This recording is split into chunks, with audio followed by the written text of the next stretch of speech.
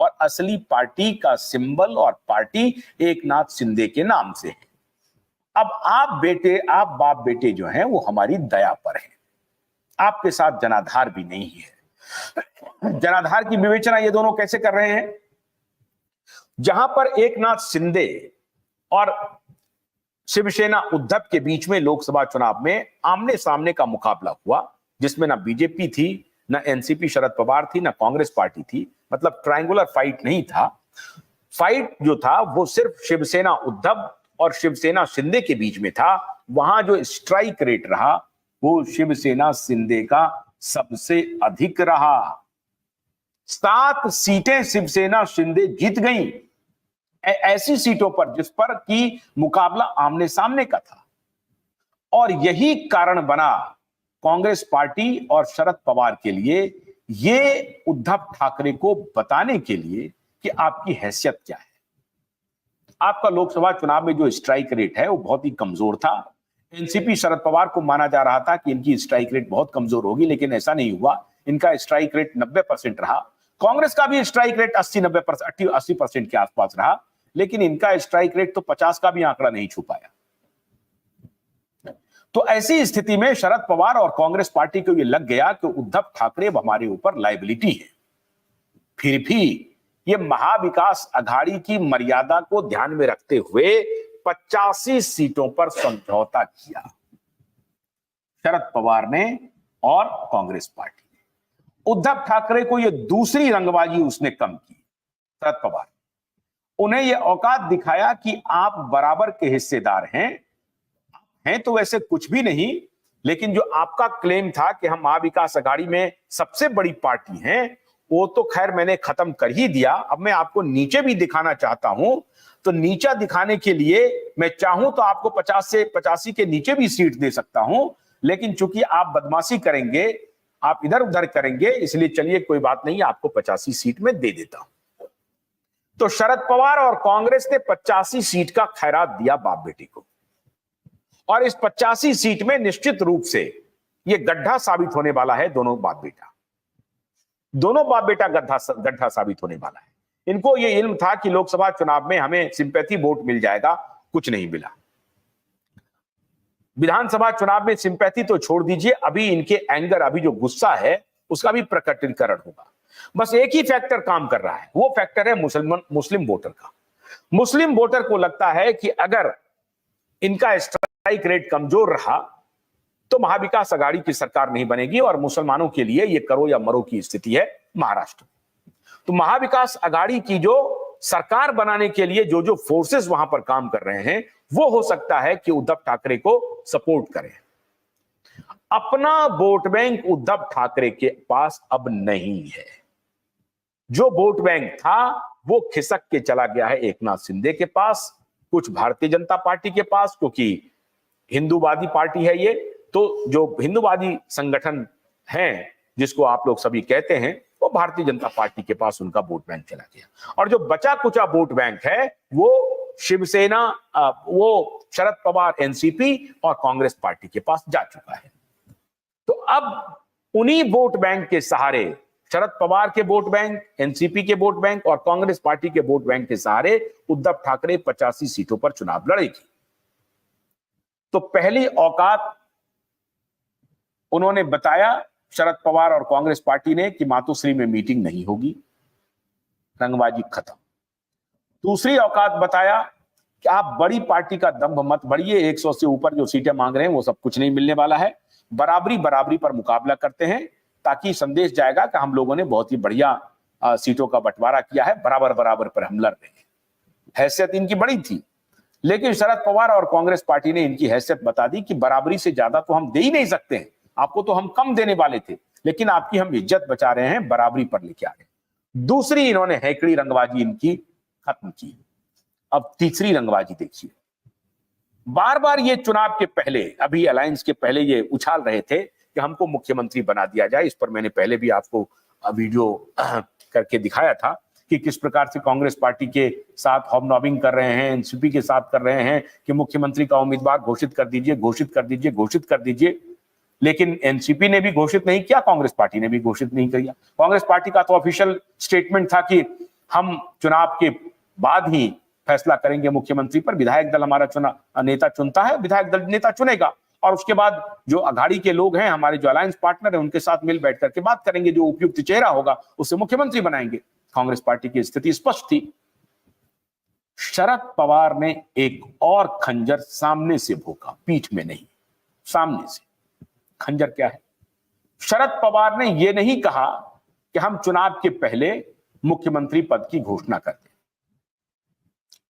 शरद पवार के ऊपर यह तोहमत लग रहा था कि शरद पवार अपनी बेटी को मुख्यमंत्री बनाना चाहते। शरद पवार ने एक मास्टर स्ट्रोक चल दिया। शरद पवार ने कहा कि नहीं, मुख्यमंत्री के पद की घोषणा तो उन्होंने नहीं की, लेकिन उन्होंने स्पष्ट कर दिया कि महाराष्ट्र के नवजागरण का काम कौन करेगा, और इसके लिए उन्होंने जयंत पाटिल का नाम लिया। जयंत पाटिल महाराष्ट्र में एनसीपी के अध्यक्ष हैं, महाराष्ट्र के अध्यक्ष हैं, और जयंत पाटिल का नाम आगे करके एक प्रकार से मुख्यमंत्री का चेहरा अपने तरफ से शरद पवार ने घोषित कर दिया। ये तीसरा था। ये तीसरी रंगबाजी बाप बेटी की खत्म की शरद पवार ने धीरे से। ये तीसरी रंगबाजी खत्म हो गई। अब एक चौथी रंगबाजी बची हुई है, वो भी खत्म हो जाएगी। चौथी रंगबाजी क्या है?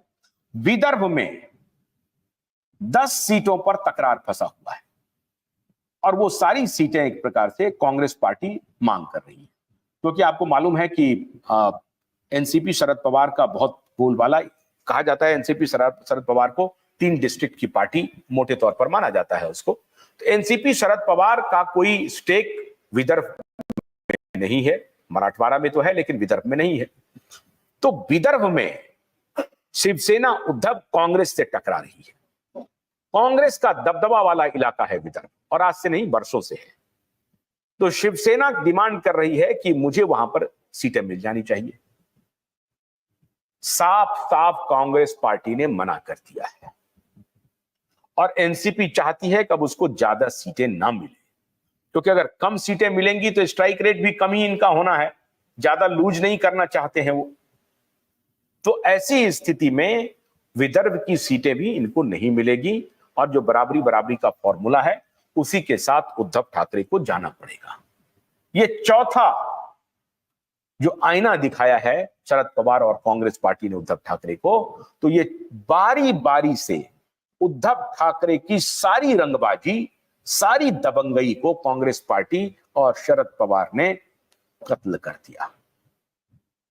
अब उद्धव ठाकरे की कुछ नहीं चलने वाली। चुनाव के बाद क्या होगा, एक बात तय मान करके चलिए, बाप बेटे भले ही सरकार में शामिल हो, मुख्यमंत्री का चेहरा ये दोनों नहीं होने वाले।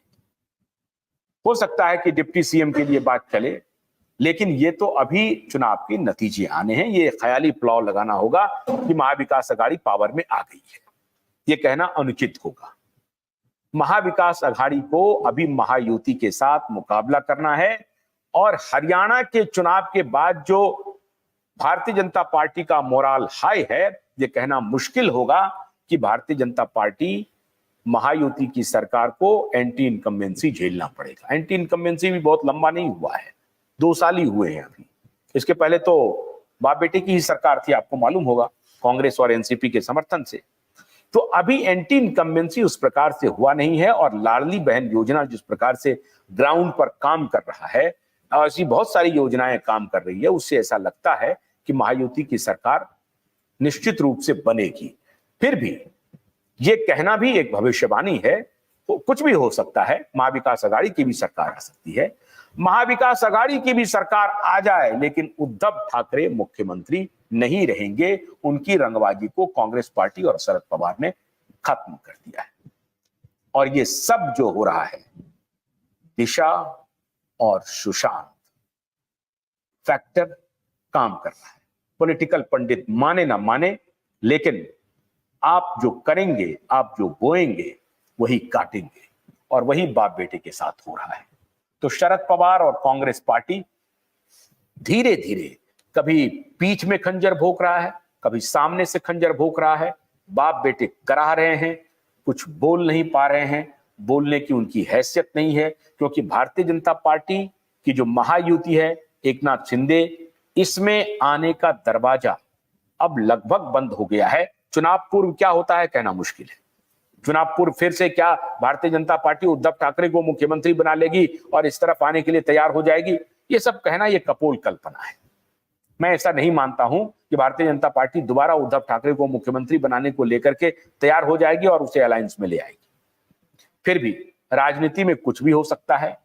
राजनीति जिस प्रकार से इन नेताओं के द्वारा हो रही है, जो करप्शन का कंसोर्टियम बना हुआ है, उसमें कुछ भी कहना असंभव है।